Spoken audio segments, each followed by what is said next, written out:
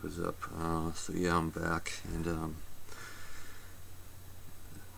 so I just did a video on civet, and anyway, this video I'm gonna do now is, I got this kind of a while ago. I think I got it last year, like around September or something last year, and I ordered them online. I was just going through eBay and I was looking up Castoreum, so that's what I have. And I know there's two different types. There's one in America, the American Beaver, Biber Canadensis, I think is the scientific name, and then there's one in Europe, and it's called Biber Castoreum, I think. So that's kind of, I figured that's the authentic Castoreum beaver, you know, that they've used for a lot of, like, 1,000 years or something, or more over there. So I wanted to get kind of the authentic one, I guess, that the ancients and whatever used to use and smell and whatever. So I got that one. There was a seller from Latvia, and so I figured it was the European Russian beaver, and I got 3 glands, and it was a pretty cheap price. It wasn't expensive. It was like $30 or something for 2 glands, and then he listed another one. It was like $18 for another gram, and I think it was free shipping too from Latvia. So I just bought them because I never smelled Castoreum before. But anyways, and you read about them being in perfumes. But so here they are, and they're kind of processed at this point, because I already made them into a liter of perfumer's alcohol in a Boston glass bottle, and then I got SD40 perfumer's alcohol. I got both of those off of eBay, and so the Castoreum, it comes in like a sack, and usually usually like 2 sacks tied together, or 1 sack or whatever.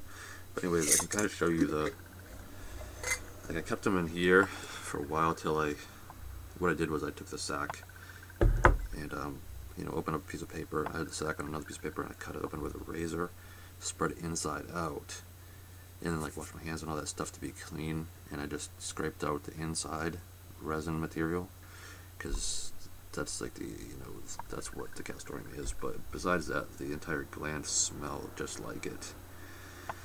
And anyways, I'll pull one out so you can see how I spread them open. Originally it was like this, so it looks kind of like this, the sack. So this is way too dirty just to cut up, and I just wanted to get only the insides. It's still kind of like skin pieces. I mean, it's like leather or something. So anyways, yeah. And so anyways, onto the smell. The smell of this, it's not, I mean, it's raunchy. To describe this, I would say it smells like a really dirty animal's cage. A really dirty animal's cage with sort of like a pissy smell, like the animal's been sitting in the cage and pissing and stuff like that, and it smells like that, like a dirty animal's cage where there's like piss and stuff around in it, like that acrid kind of piss smell. And also, it smells like with beef jerky. It's got a beef jerky smell to it. It's really meaty smelling, like beef jerky mixed with an animal's pissy or animal's dirty cage. It's a little bit of, and these ones smell a little bit more mellowed now. I guess maybe I've had them for a while, but there's a bit of an ammonia, like a sharp tang in it. Yeah, and it can smell kind of swampy, almost like you're in a swamp, and that kind of smell. But dominantly, it's a really thick, meaty, kind of really thick, leathery, meaty, kind of pissy, dirty cage, swamp smelling scent. It's actually not that bad, because I just did a video on civet, and this is like almost kind of pleasant compared to that. But it definitely smells rich and thick and meaty. think probably with proper dilution it could make a really nice leather scent, which I think is what these are typically used for.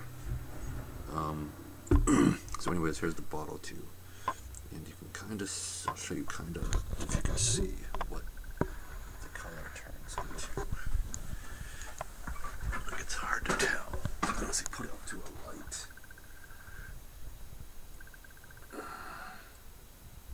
Yeah, it turns like this reddish. Turns like this reddish color. If you can kind of see, it actually looks pretty cool. It's a really reddish color. And then when I shake it all up, because I have the stuff's at the bottom here, the stuff I scraped out, and when I shake it up to try to dissolve it, then it just gets cloudy. You can't see through it. But I think I have to heat this up, so I'm just leaving it like in a warm room, or eventually if I put it on like a heat mat or something, because it is alcohol, so you don't want to burn it or nothing. Get it real hot. Just heat it up and help it dissolve more. Anyways, so what this smells like.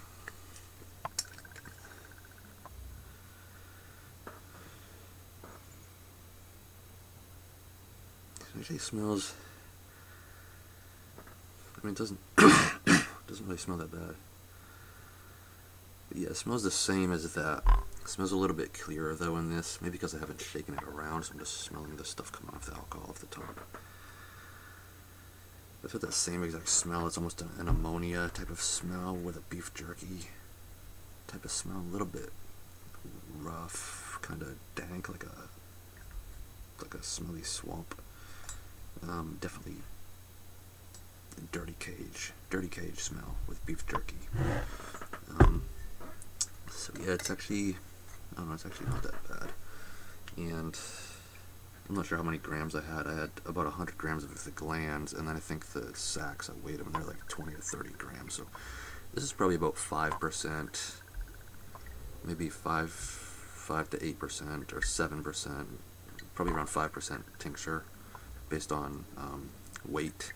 Because I figured out the weight of alcohol. I just looked it up online, the weight of SD40 perfumer's alcohol for a liter, and then put it into grams and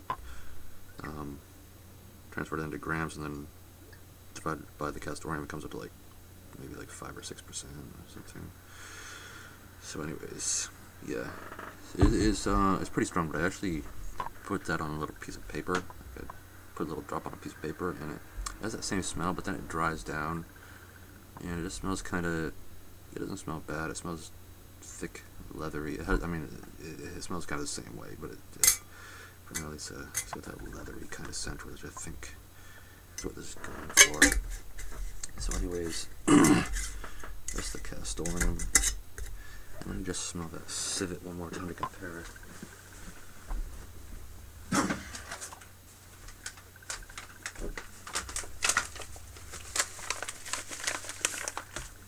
So here's a civet in this. I haven't put it into alcohol yet, but like I said, so I got 20 grams, needs to reach 10 grams, and it came from Switzerland. Anyways, yeah, so there is one scent that I wanted to mention that does smell like Castoreum, and that's Yatagan. It smells strongly of Castoreum, but it has all the scents that are in this. It has that leathery, swampy kind of beef jerky-ish animal smell. But it doesn't smell repulsive. All the repulsive stuff has been taken out, or maybe it's a derivative, or maybe they've somehow fractionated it. But it doesn't smell the ammonia. You don't smell the ammonia. You don't smell the pissiness, the dirty cage smell. You kind of get the other smells, the more pleasant smells. But you definitely smell it in that perfume. So anyways, this is civet. So.